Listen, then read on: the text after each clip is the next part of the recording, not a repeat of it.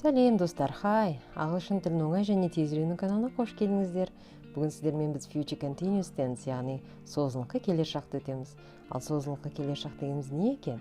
Және оны қалай, қашан, қайда қолданамыз? Соны бүгінгі сабағымызда біз біраз шолып өтейік. Ал енді жалпы созылыңқы келер шақ дегеніміз белгілі бір уақыттағы созылыңқы іс-әрекеттің өтіп жатқанын, болатынын көрсетеді. Бүгін сіздермен осы future continuous'тың, яғни созылыңқы келер шақтың жасалуының 5 жолын қарастырып өтейік. Ал ендеше кеттік. Бірінші жолы келешекте дәл белгілі бір нақты уақытта болатын іс-әрекетті көрсету үшін қолданады екенбіз. Яғни дәл бір белгілі уақыт. Мысалы, мына сөйлемде I will be working from 9 till 5 tomorrow. I will be working from 9 till 5 tomorrow. Яғни 9 бен 5-тің арасында ертемен жұмыс жасап жатамын. Дәл уақытында, осы уақытта мені мазаламаңдар деген сияқты. Немесе we will be writing a test at 10 o'clock in the morning. We'll be writing a test at 10 o'clock in the morning. Яғни таңғы 10-да біз ертең дәл осы уақытта тест жазып жатамыз. Немесе at 3 she will be taking her English exam. At 3 she will be taking her English exam. Яғни сағат 3-те ол ағылшын тілінен экзамен тапсырып жатады дейді. Ал енді екінші жолы келешекте белгілі бір мерзім аралығында өтіп жатқан іс-әрекетті білдіру үшін қолданылады. Яғни бірінші жолы нақты дәл бір уақыт болса, екінші жолы белгілі бір мерзім аралығындағы іс-әрекетті айтады. Мысалы, She will be attending English lessons from March 5th till 8th. Яғни марттың 5-нен 8-не дейін ол ағылшын тілінен сабақтарға қатысып жатады. Яғни ол аралықта ол ешқайда шыға алмайды. We will be decorating this class till June. Біз маусымға дейін осы кластың, осы сыныптың ішін безендіріп жатамыз. Яғни келесі аптада басталынатын жұмысты біз мысалы одан арғы маусым айына дейін жасаймыз деп созылыңқы іс-әрекетті көрсетіп тұр. Ал енді үшінші жолы бұл болашақта болып жатқан бір немесе бірнеше іс-әрекетті суреттеген кезде осы созылыңқы келер шақты қолданылады екенбіз. Бір немесе бірнеше іс-әрекеттің бір уақытта қайталанып істеліп жатқаны. Мысалы, On Tuesday Anne will be giving a presentation. Steve will be meeting a client. Сәрсенбі күні Анна презентация жасап жатады, ал Стив болса келген клиенттерді күтіп жатады. Біреусі презентация жасап жатса, екіншісі клиенттерді күтіп жатады. Mom will be making breakfast. Dad will be reading a newspaper. Мамам менің таңғы асты жасап жатады, ал әкем таңғы газеттерді оқып отырады. Яғни бір уақытта, біркелкі уақытта, бірдей екеуде іс-әрекетте отырады. Яғни келер шақтағы созылыңқы уақыт деп осындай уақытты айтады екен. Ал енді төртінші жолы бұл сыпайылық танытып, әдепті түрде сұрақ қойған кезде қолданылады екен. Мысалы, will be staying for dinner. Сіз кешкі асқа қала аласыз ба? Болмаса, will you be attending the wedding? Сіз үйлену тойына қатыса аласыз ба? Will you be checking in early?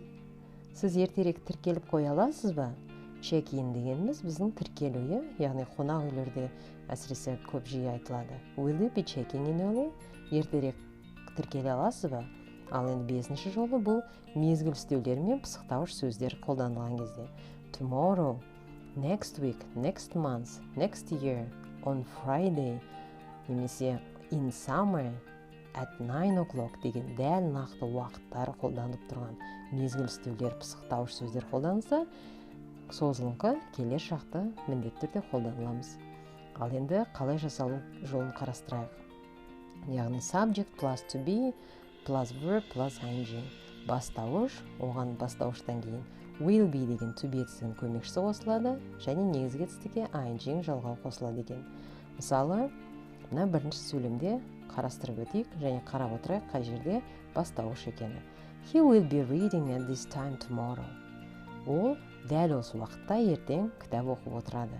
Яғни he will be reading at this time tomorrow. Жай сөйлемнің құрастырылуы. He деп отырғанымыз subject, to be етістігі will be және read деген етістікке ing формасы қосылып тұр.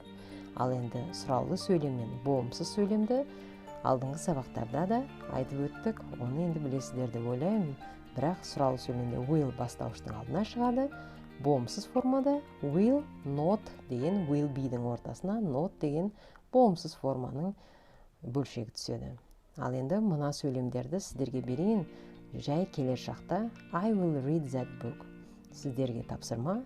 Осы жай келер шақта берілген сөйлемді созылыңқы келер шаққа айналдыруларыңызды сұраймын. Яғни future continuous tense'ті жасап шықсаңыздар. I will read that book. Мен ол кітапты оқимын. Яғни әлі оқыған жоқпын, бірақ мен оны оқимын. Міндетті түрде.